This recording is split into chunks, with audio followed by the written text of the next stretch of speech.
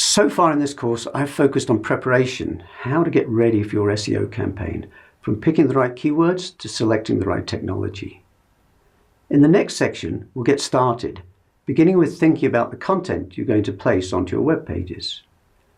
Before we do that, though, I just want to make sure that you understand where the search results come from and which pieces of the search results page we're trying to affect. There are various different components and sources for search results. Our primary focus in this course is with what is known as the organic, natural, or free search results.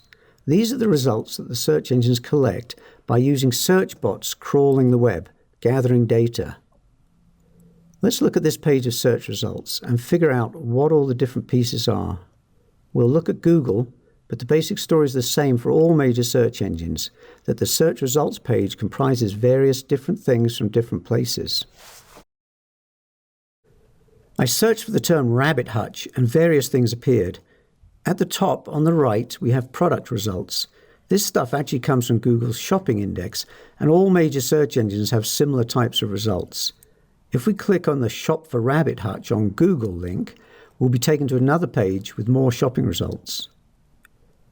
We won't be looking at how to get into the shopping results in this course because that's an advertising strategy, a totally different thing from SEO. You can see over here that there's a little sponsored heading, a euphemism for advertisement. At the top of the main column, we can see a couple of PPC ads coming out of the Google AdWords system, a pay-per-click advertising system.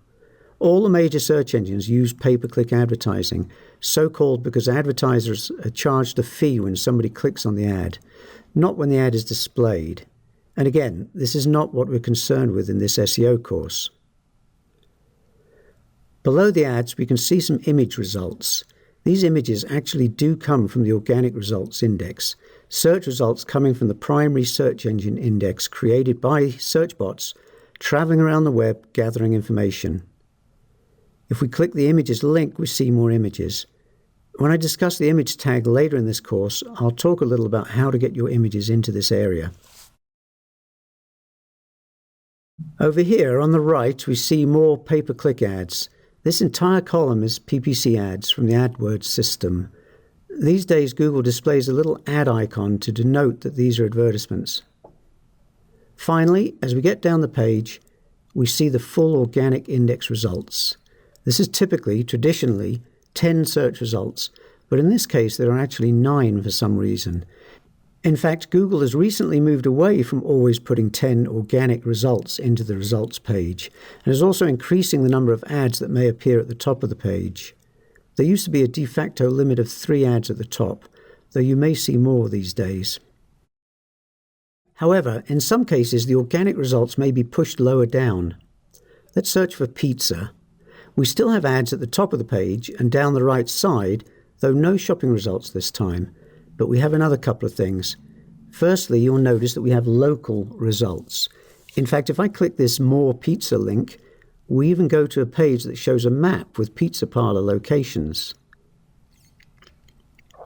I'll be talking a little about these results later in the course in the section on local search, but this information does not come out of the organic index, so much of what we discuss in this course doesn't help you get into this local results area. Rather, you need to register your business in the Google My Business system. So if you need to be in this area, make sure you don't miss the local search section of this course. Over on the right side, we also have an information box, the knowledge graph. These things provide snippets of information about people, places, things, companies, and so on. In this case, we can open up the box to find nutritional information. The information for these knowledge graphs comes from a variety of locations, including specialty information such as Wikipedia and the CIA World Factbook. But some of the information does come from the organic index.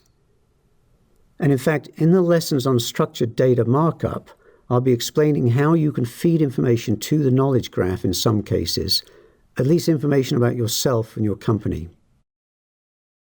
Now, if we scroll down the page a little more, we'll see the organic results. Again, we have 9 results here.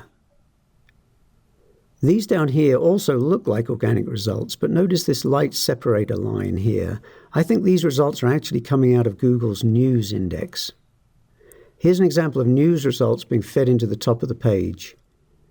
I'll probably post a lesson on news results at some point, but it's not really the focus of this course. Our primary focus in this course is on the organic results. What you need to do to your pages and website to have your results rank well in the search results that are gathered by Google's search bots and the other search engines, of course. We won't be looking at how to work with advertising results, though we will take a look at the local results and the knowledge graph.